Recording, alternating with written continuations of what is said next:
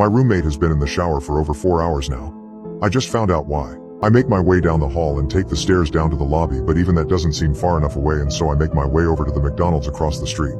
I sit there for a while, considering calling the cops, but for some reason feeling too nervous to do so.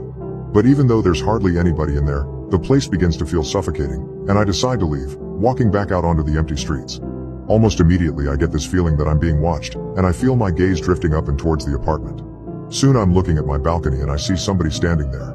A dark figure stood completely straight, stiff to the point where it nearly resembles a mannequin. But it isn't one. If I look closely, I can see it just slightly swaying. I froze in place, my mind hardly able to understand or accept what it was seeing. It's not my roommate. It's too tall.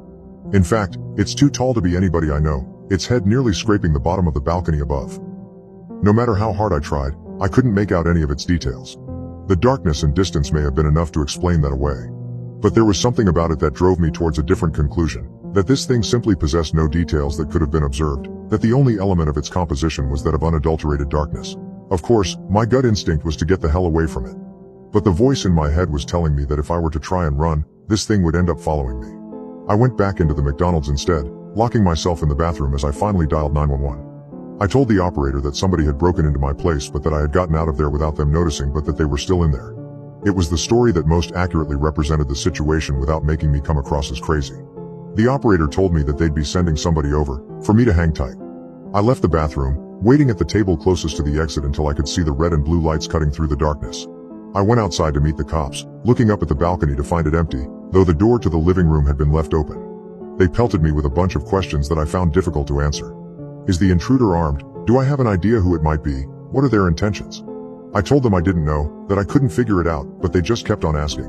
Soon I was practically yelling at them to go up there and check it out for themselves, and I suppose the terror in my voice was enough for them to begin taking this seriously.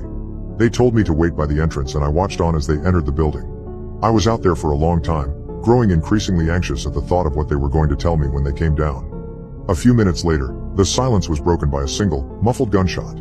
My heart dropped into my stomach, and I continued to wait there, unsure of what to do otherwise. 20 more minutes of silence and the officers still hadn't come down. Soon I could hear more of them approaching in the distance. Before I knew it, 4 more cop cars had pulled up around me and the scene had fallen into chaos, officers shouting over each other and into their radios, more questions being hurled my way, none of which I was able to answer. The next few sequences were mostly a blur, but I remember the building being evacuated, the tenants frightened and confused as they were ushered outside while the officers became more and more frantic. I remembered hearing more scattered gunshots, some screaming, other noises that were difficult to make sense of. There were a few lapses in my memory after that, but I recall being pushed into the back of a police car.